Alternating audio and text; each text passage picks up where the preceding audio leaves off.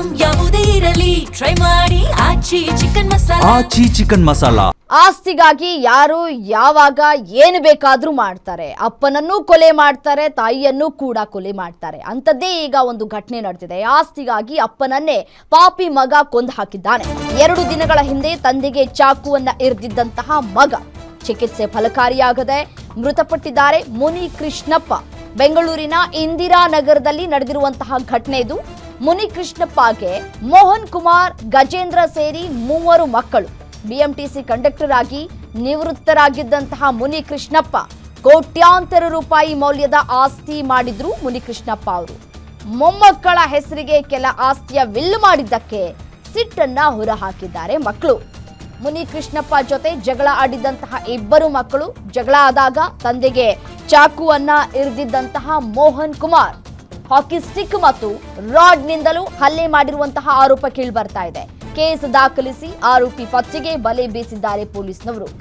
ತಂದೆ ತಾಯಂದಿರು ಆಸ್ತಿ ಮಾಡಿದ್ರೂ ಕಷ್ಟ, ಆಸ್ತಿ ಮಾಡಿಲ್ಲ ಅಂದ್ರೂ ಕಷ್ಟ. ಆಸ್ತಿ ಮಾಡಿಲ್ಲ ಅಂತಂದ್ರೆ ನೀನ್ ಯೋಗ್ಯತೆಗೆ ಏನು ಮಾಡಲಿಲ್ಲ ಅಂತ ಹೇಳಿ ಬೈಕೊಂಡು ತಿರುಗಾಡ್ಕೊಂಡು ಓಡಾಡ್ತಾರೆ ಮಕ್ಕಳು. ಆಸ್ತಿ ಮಾಡಿದ್ರೆ ನನಗೇ ಬೇಕು ಎಲ್ಲವೂ ಅನ್ನುವಂತಹ ದುರಾಸೆ.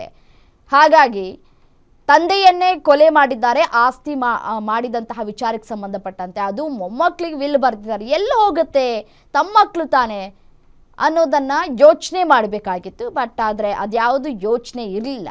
ಆಸ್ತಿ, ಈ ಅಂತಸ್ತು, ಹಣ, ಈ ಒಡವೆ, ಭೂಮಿ ಅಂತ ಬಂದಂತಹ ಸಂದರ್ಭದಲ್ಲಿ ಸಂಬಂಧಗಳನ್ನೇ ಕೆಲವರು ಮರ್ತು ಬಿಡ್ತಾರೆ. ಎಲ್ಲವೂ ನನಗೇ ಬೇಕು ಅನ್ನುವಂತಹ ದುರಾಸೆ.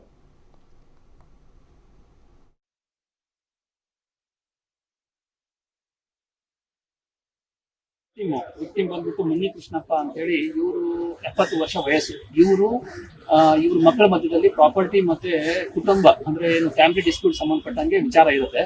ಅದಕ್ಕೆ ಸಂಬಂಧಪಟ್ಟಂಗೆ 14ನೇ ತಾರೀಕು ಸುಮಾರು 9:30 10:00 ಮಧ್ಯದಲ್ಲಿ ಅವರು ನಾಯಿನ ಹಿಡ್ಕೊಂಡು ಹೊರಗಡೆ ಹೋಗ್ಬೇಕಾದ್ರೆ ಏನೋ ಕಟ್ಟಿಗೆ ತಗೊಂಡ್ಬಿಟ್ಟು ಈ ಆರೋಪಿಗಳು ಅವರಿಗೆ ಅಸಾಲ್ಟ್ ಮಾಡಿದ್ದಾರೆ ಅಂತಕ್ಕಂಥದ್ದು ಕಂಪ್ಲೇಂಟ್ ಅಲ್ಲಿರುತ್ತೆ.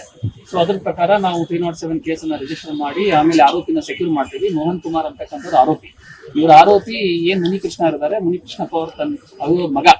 ಸೊ ಇವರು ತಂದೆ ಮತ್ತೆ ಮಕ್ಕಳ ಮಧ್ಯದಲ್ಲಿ ಇರ್ತಕ್ಕಂಥ ಡಿಸ್ಪ್ಯೂಟ್ ಮಧ್ಯದಲ್ಲಿ ಮಕ್ಕಳು ತಂದೆಗೆ ಹೊಡೆದ್ಬಿಟ್ಟು ಇದು ಅಟೆಂಪ್ಟ್ ಟು ಮರ್ಡರ್ ಮಾಡಿರ್ತಕ್ಕಂಥದ್ದು. ಇವತ್ತು ಬೆಳಗಿನ ಜಾವ ನಮಗೆ ಆಫೀಸಿಯಲಿ ಇಂಟಿಮೇಷನ್ ಬಂದಿದೆ ಅವ್ರದ್ದು ಡೆತ್ ಆಗಿದೆ ಅಂತ ಹೇಳಿ.